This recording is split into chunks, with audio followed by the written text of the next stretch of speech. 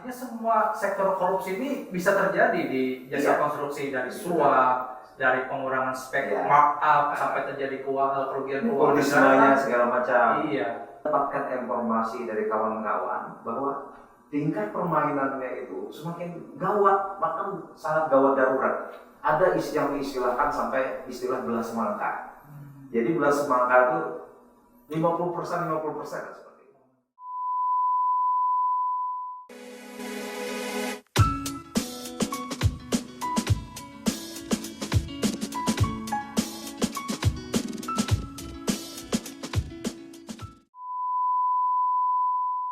Assalamualaikum warahmatullahi wabarakatuh. Jumpa lagi kita dalam tajuk ngobrol pinggiran akhir pekan. Nah, hari ini kita akan melanjutkan episode sebelumnya, yang mana kita banyak sekali mengupas persoalan tentang sektor jasa konstruksi. Hari ini sangat menarik kita untuk bisa membahas kasus-kasus yang sangat seksi, yaitu kasus korupsi di sektor jasa konstruksi. Nah, hadir di hadapan saya salah satu pelaku usaha.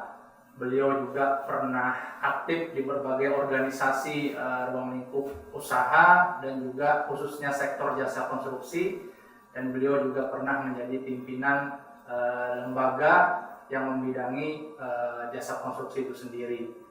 Nah, selamat sore, assalamualaikum Pak Dr. Insinyur Subhan Sarip STMT.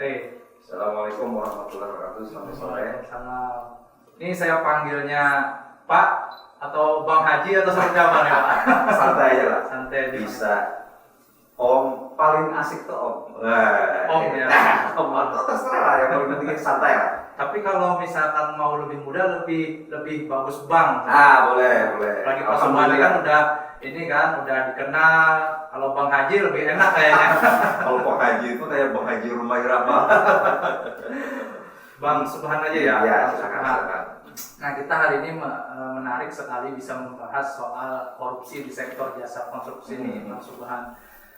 Nah, kira-kira apa sih Bang penyebabnya korupsi di sektor jasa konstruksi? Nah, sebelum Abang menjawab, di Kalsel ini kan cenderung ada 13 kabupaten kota, ada 2 kabupaten yang pimpinannya, orang nomor satunya itu ditangkap oleh KPK dalam ruang lingkup korupsi di bidang sektor jasa konstruksi ini Bang. Abang pasti tahu lah satu pelaku usaha kan. Belum lagi kalau kita telusuri lebih lanjut, ada di sektor SKPD mungkin ya. Sahabat kita juga ada sahabat kita. Ada Bang ya. Yang karena musibah. Iya betul. Bukan hanya di Kalsel Bang, di seluruh Indonesia banyak sekali. Tapi kita skopnya lebih di Kalsel. Apa sih Bang sebenarnya penyebab korupsi di sektor jasa konstruksi ini Bang? Kenapa ditangkap gara-gara jasa konstruksi? Nah, ini kan menjadi pertanyaan Bang di masyarakat. Bisa Bang dijelaskan? Memang kan mungkin sebelum menjawab itu, sebenarnya kan persoalan korupsi ini kan sudah sejak lama sebenarnya terjadi. Mungkin saya lebih banyak sebenarnya mencoba menceritakan pengalaman. Jadi pengalaman kita sebagai pelaku usaha, kita kan usaha mandiri itu di jasa konstruksi mulai tahun 89. Jadi 89. Saya belum lahir. Ya, bayangkan ya. 89 awal kita berusaha, kemudian 90 sampai seterusnya sampai dengan saat ini. Tapi saat ini alhamdulillah kita sudah tidak lagi di sektor yang terkait dengan pemerintah. Kebetulan kita berusaha di sektor jasa konsultasi di awal itu. Nah, itu ada semacam peraturan yang tidak tertulis dari, mohon maaf, mungkin saya perlu menceritakan ini sebagai pelajaran dan harapannya itu bagi generasi ke depan ini jangan sampai lagi lah hal-hal seperti ini terkena virus seperti ini. Jadi dulu waktu tahun 1990 itu kita sudah mulai bersentuhan dengan proyek langsung, karena kita mendapatkan pekerjaan langsung dari pemerintah lah istilahnya seperti itu kan, proyek APBN, APBD segala macam seperti itu. Nah, Begitu kita masuk, kita pertama terkejut juga. Ternyata ada aturan yang tidak tertulis yang mengharuskan kita harus memberikan sesuatu kepada pihak-pihak tertentu yang terlibat di dalam proses terjadinya pekerjaan tersebut. Dulu itu kisarannya sekitar, saya waktu itu kan terpaksa dengan tanda kutip menanyakan kepada para senior, ya saya tidak menyebutkan siapa seniornya itu, tapi saya bertanya kepada senior yang lebih duluan daripada kita berusaha di sektor konstruksi. Ternyata mereka menceritakan bahwa ada aturan-aturan yang mengharuskan mereka harus berbagi hasil. Aturan itu resmi atau tidak? Tidak resmi lah pasti tidak. Jadi semacam budaya yang artinya bahwa kalau kami dapat pekerjaan maka harus menyisihkan sekian persen dari pekerjaan tersebut.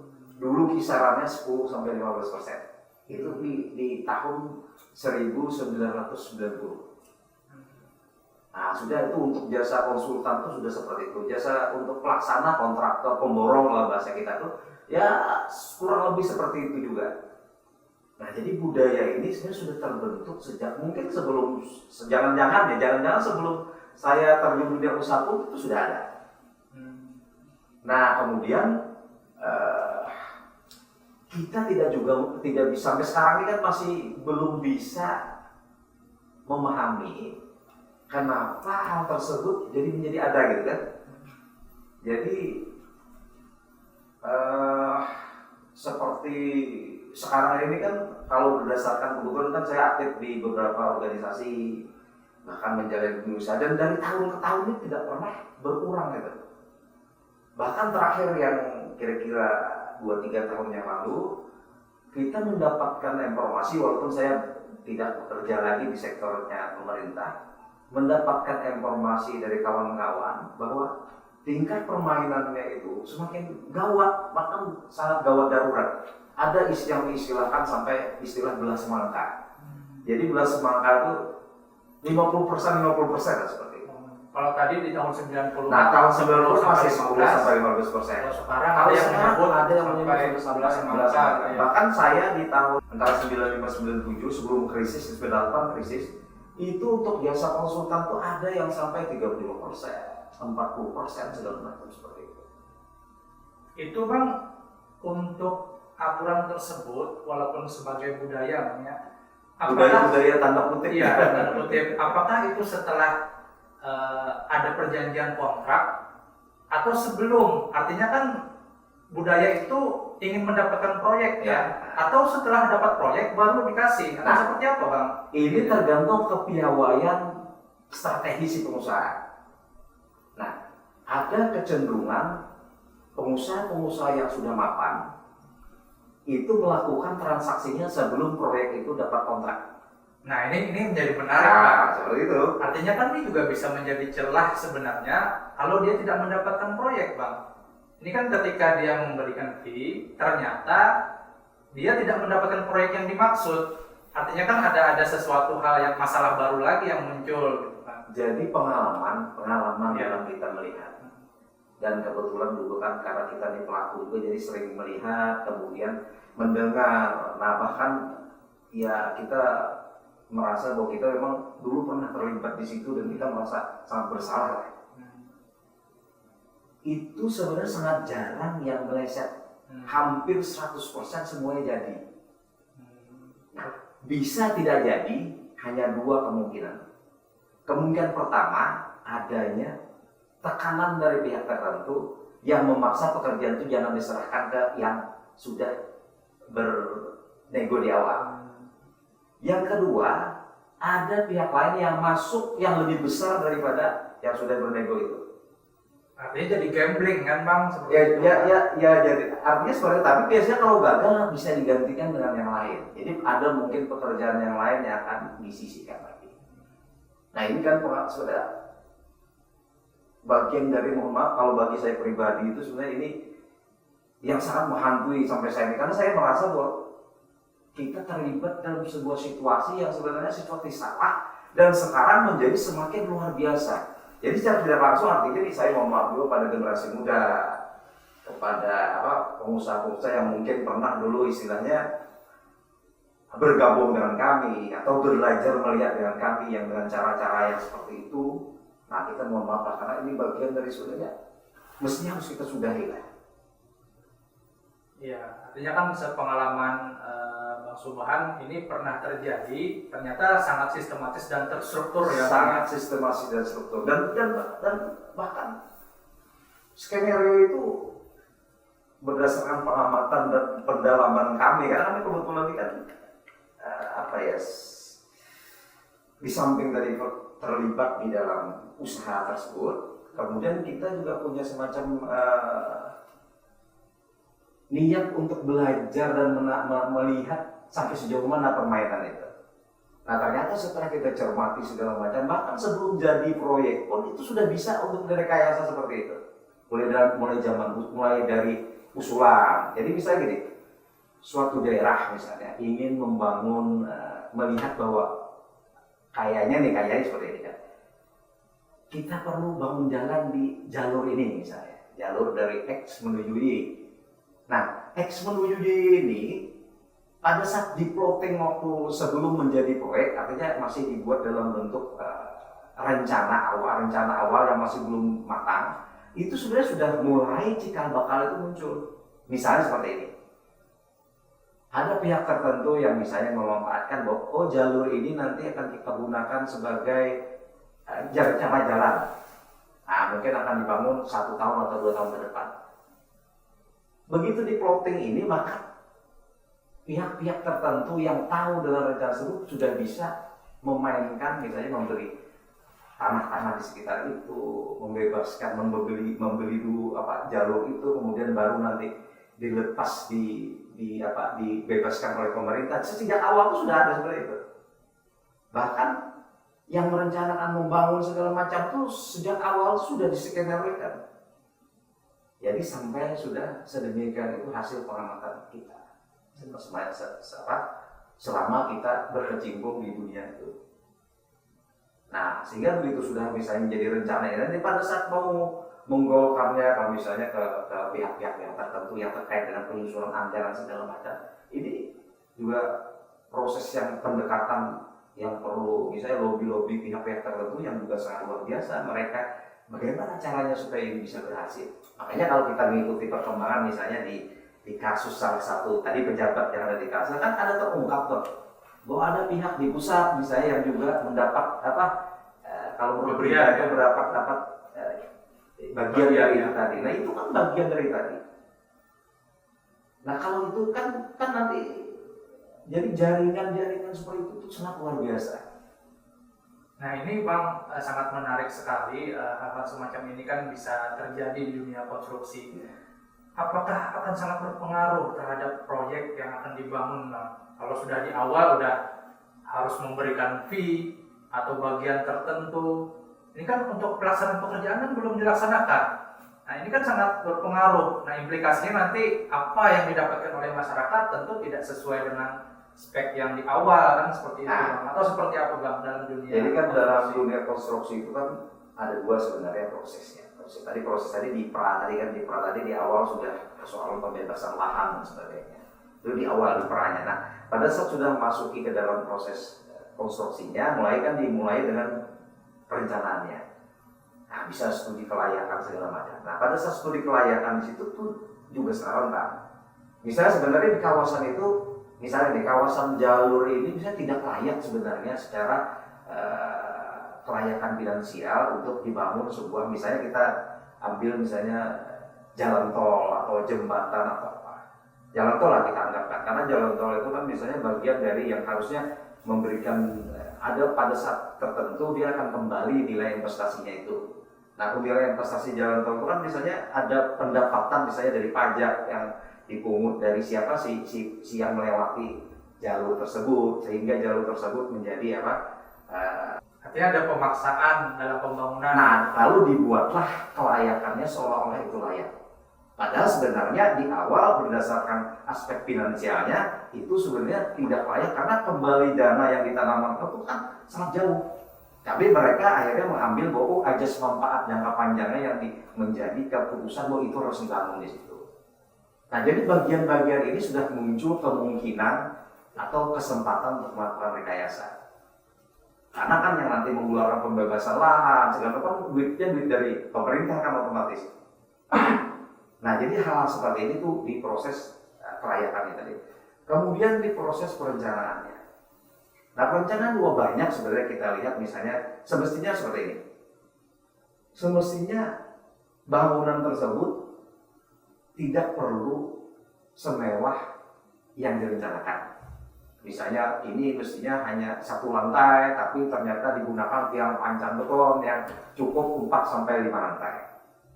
Banyak hal-hal seperti itu bagian di perencanaan. Jadi perencanaan juga sangat berperan, sangat memungkinkan untuk terjadinya indikasi hal-hal terjadi persoalan itu tadi. Nah, sehingga pada saat itulah terjadilah peningkatan biaya pembangunan. Nah, di peningkatan biaya pembangunan inilah yang memungkinkan terjadi akhirnya hal-hal yang seperti itu tadi. Misalnya seperti ini kan, dengan besarnya anggaran yang dialokasikan dan kemudian pekerjaannya tidak rumit, maka otomatis keuntungan yang didapatkan akan bisa lebih besar. Nah, keuntungan yang didapatkan bisa lebih besar, tentu di situ akan bisa terjadinya proses yang kemungkinan hal yang tadi dinyatakan istilahnya bagi-bagi keuntungan lah seperti itu. Iya, sangat menarik sekali Bang ya sebenarnya. Ternyata muaranya sangat banyak sekali soal kelayakan, soal perencanaan. Memang kalau dari segi korupsi sendiri Bang, sepengalaman saya di bidang hukum, ternyata sektor-sektor korupsi ini sangat banyak. Ya. Seperti misalnya ada terjadinya suap, ada terjadinya gratifikasi, bahkan sampai terjadinya ada kerugian keuangan negara. Artinya semua sektor korupsi ini bisa terjadi di jasa konstruksi, dari suap, dari pengurangan spek markup sampai terjadi kerugian keuangan negara, segala macam. Iya. Ternyata makanya kalau melihat bisa kita bicara nepotisme ya. Sebenarnya kan kalau kita mengamati, ini kita mengamati ya dalam kerangka ilmiah. Jadi saya bukan sebagai pengusaha ilmiah. Coba perhatikan. Biasanya kalau misalnya salah satu daerah terjadi pemilihan misalnya kepala daerah, maka silahkan, nah misalnya Linda Huda kan salah satu penggiat di bidang korupsi, amati saja perusahaan-perusahaan kecil yang akan mengerjakan pekerjaan di dinas-dinas tertentu. Amati saja itu perusahaan-perusahaan di sana. Amati dalam kurun 3 tahun. Dari tahun pertama dia terpilih, tahun kedua, tahun ketiga itu akan kelihatan model trennya itu seperti apa. Ada 2 kemungkinan. Pertama, banyak perusahaan-perusahaan baru yang muncul untuk skala kecil. Untuk skala menengah dan besar, ada perusahaan-perusahaan luar atau perusahaan lain yang dulunya tidak pernah berkecimpung misalnya di daerah tersebut, bisa muncul ujung-ujungnya. Langsung menjalankan pekerjaan, mendapatkan pekerjaan dan sebagainya seperti itu.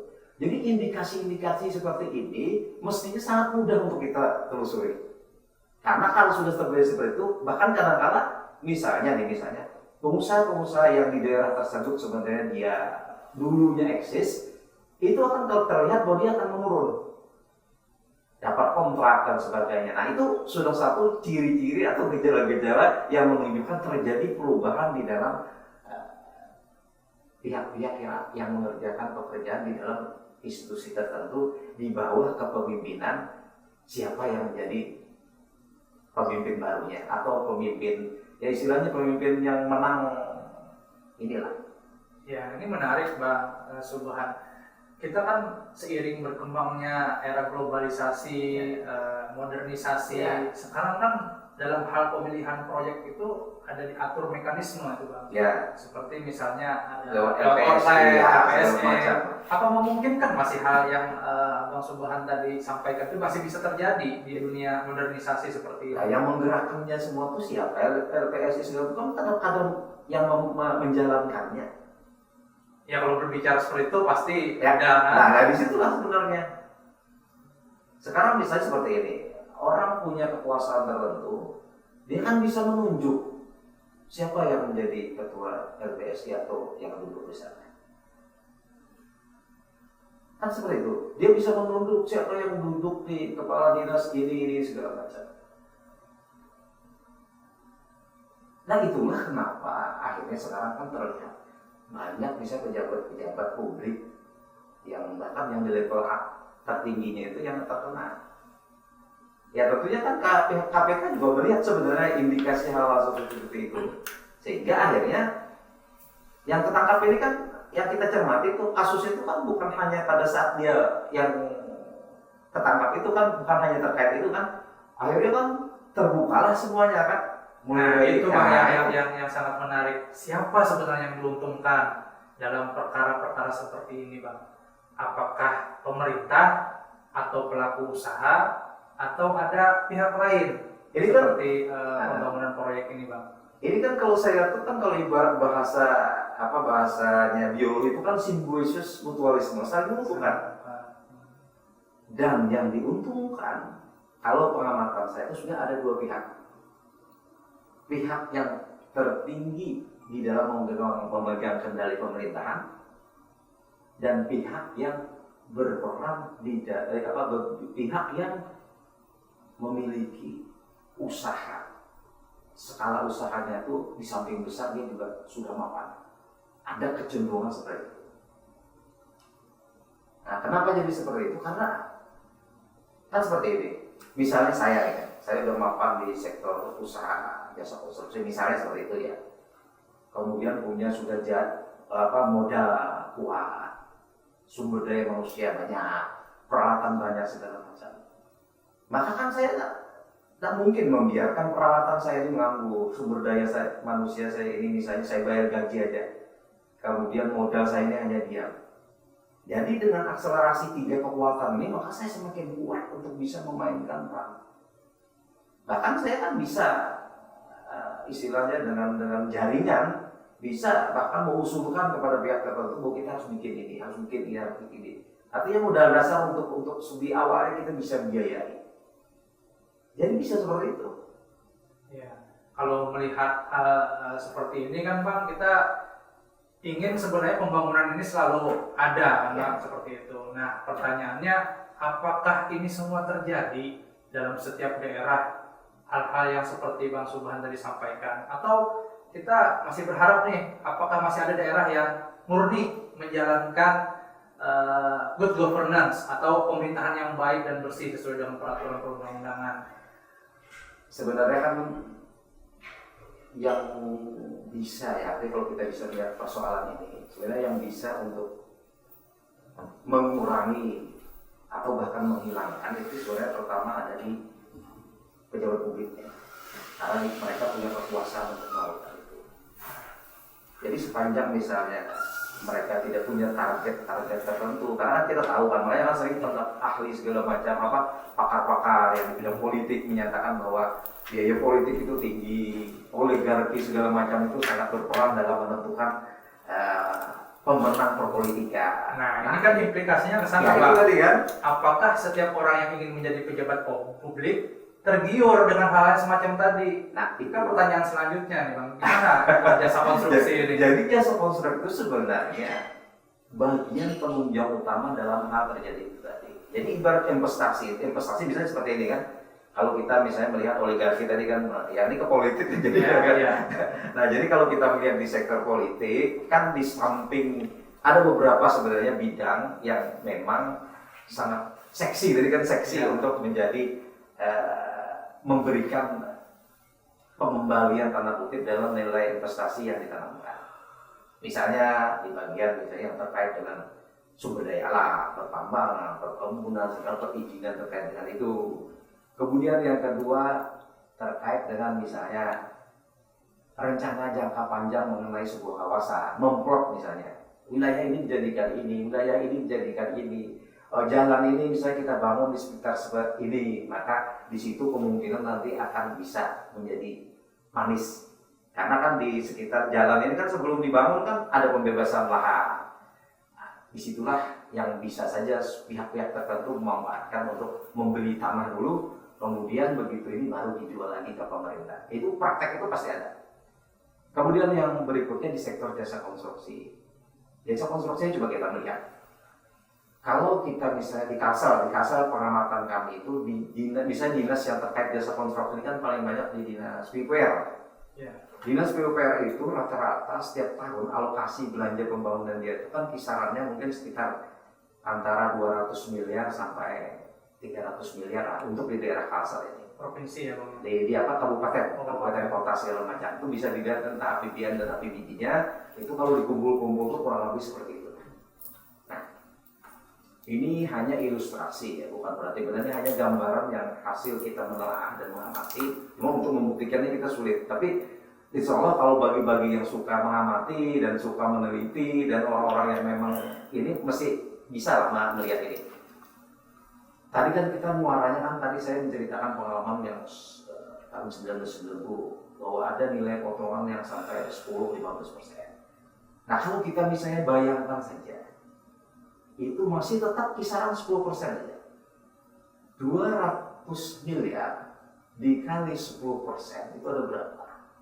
20 miliar kan? Setahun 20 miliar.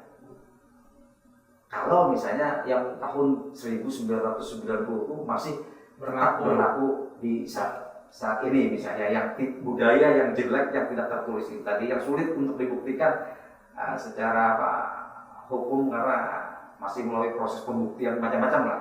Tapi faktanya seperti itu. Silahkan mungkin itu nanti suatu saat mungkin Dinda Huda bisa mencari pengusaha-pengusaha yang lain untuk ditanya dan mudah-mudahan mereka misalnya mau terbuka menceritakannya maka pasti akan insya Allah sama seperti yang saya ceritakan.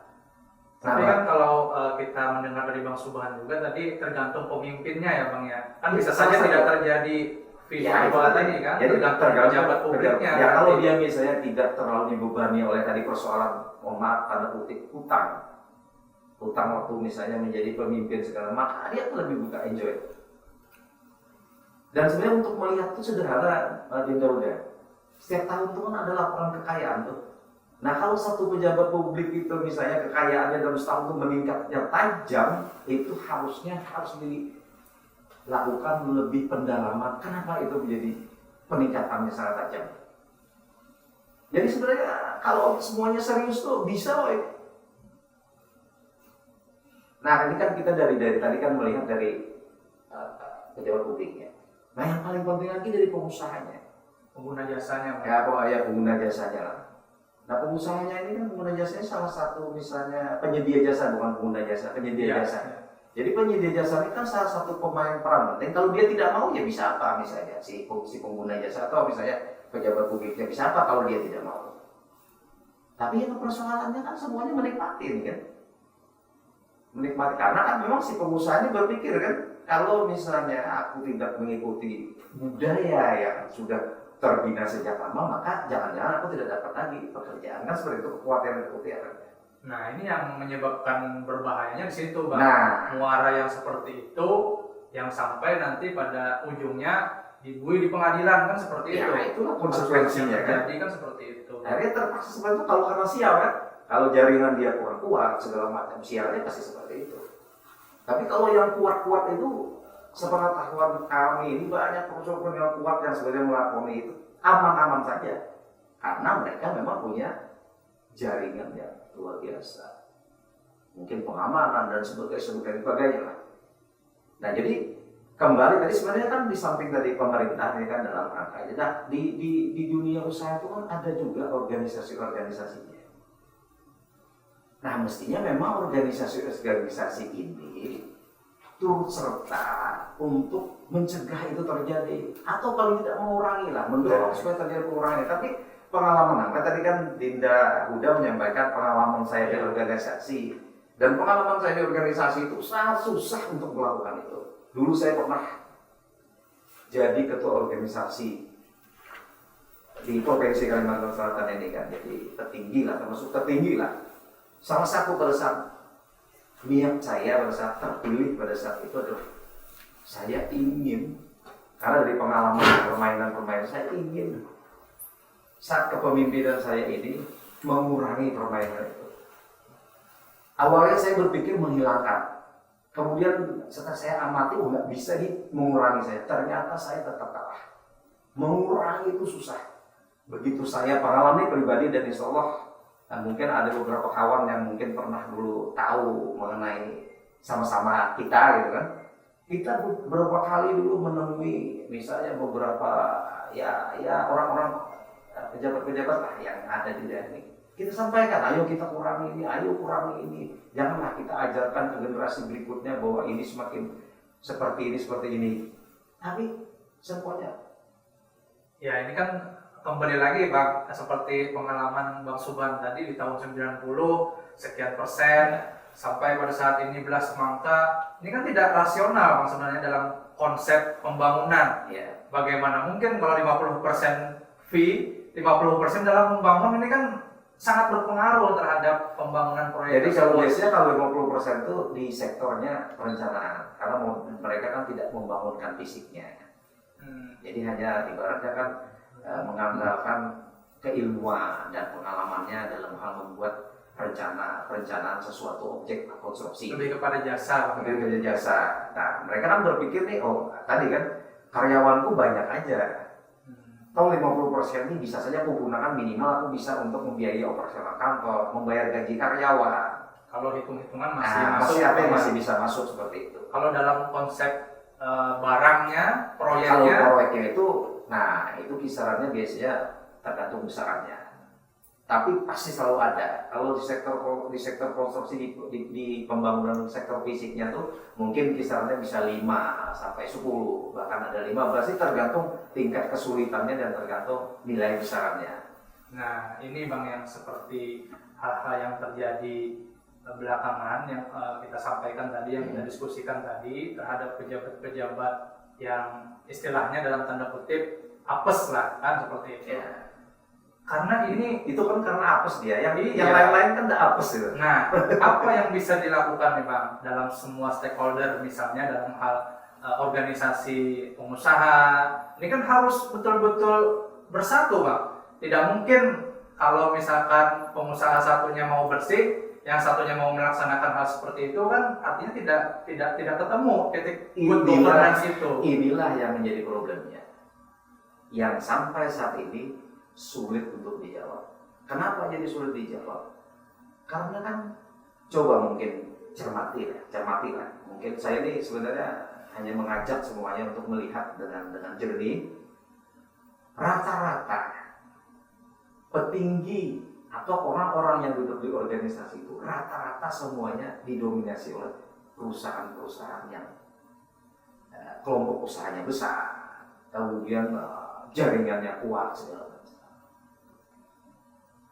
Nah, itu menurut saya pengamatannya salah satu yang juga menjadi penghambat untuk bisa serentak, misalnya katakanlah organisasi tersebut bisa melakukan perlawanan atau mendorong supaya dikuranginya permainan tadi.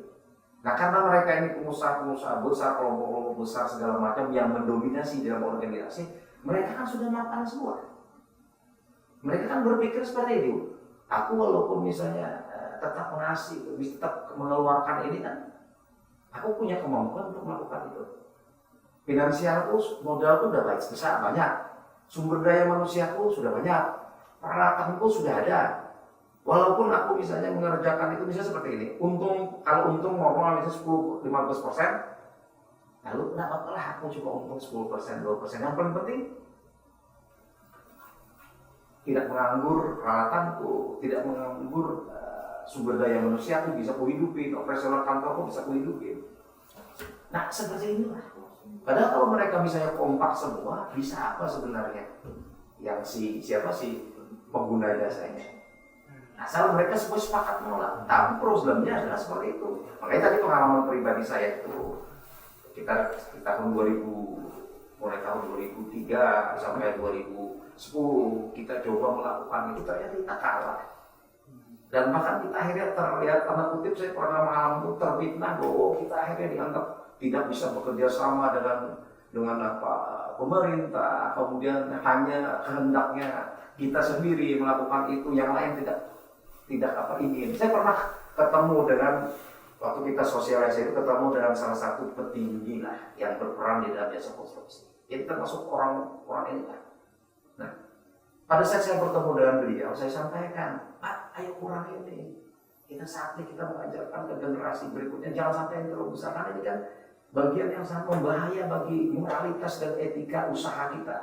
Dan ini bagi generasi masa anak saya ngikutin seperti itu, nanti adik saya ngikutin gaya seperti itu, kan jadi dosa turunan, tanda kutip ya. Dosa turunan jadinya kan. Saya tuh jawab, saya ceritakan seperti itu. Tapi jawaban beliau ini sangat menyentuh perasaan saya dan sangat terpukul saya. Dia bilang seperti ini, tapi kan kawan-kawan Anda mau semua. Pengusaha-pengusaha kenapa mau? Coba kamu semua tidak mau. Nah, ini kan sama kita ini. Jadi itulah yang akhirnya saya merasa bahwa seperti apa ini. Iya. Terakhir nih Bang, harapan Bang Subhan terhadap pelaku jasa konstruksi atau pengguna jasa konstruksi dalam hal ini pemerintah itu seperti apa Bang, untuk bagaimana pembangunan ini bisa dirasakan oleh masyarakat dan menghindari hal-hal yang dalam berbau korupsi tadi Bang, dalam tanda kutip. Harapannya Bang. Jadi kan seperti ini, dulu kan saya kebetulan pernah jadi diminta narasumber KPK tahun 2006. Nah, saya sampaikan ke KPK, itu saya menyampaikan bahwa permainan itu seperti ini, saya ceritakan bagaimana cara trik-triknya, saya sampaikan sebenarnya. Dan saya berikan contoh, kontrak itu kan saya kumpulkan. Ternyata kontrak saya itu sebenarnya setelah saya potong dengan tanda kutip bagi-bagi keuntungan itu, yang budaya yang tidak tertulis yang terpaksa kita ikuti tadi, ternyata nilai saya itu pada saat itu mencapai 2 miliar. Hampir 2 miliar untuk yang disumbangkan dengan tanda kutip itu tadi, artinya bagian yang tidak budaya yang tidak tertulis itu tadi, yang tidak ini yang terpaksa kita lakukan. Bayangkan kalau 2 miliar itu saya gunakan untuk meningkatkan sumber daya manusia perusahaan saya, untuk meningkatkan peralatan kantor perusahaan saya, bahkan saya bisa bikin kantor. 2 miliar dulu kan besar. Nah, saya yakin pengusaha-pengusaha lain kalau dihitung dan dia mau jujur akan lebih bahkan mungkin lebih besar daripada saya. Karena saya kan pengusaha kecil aja.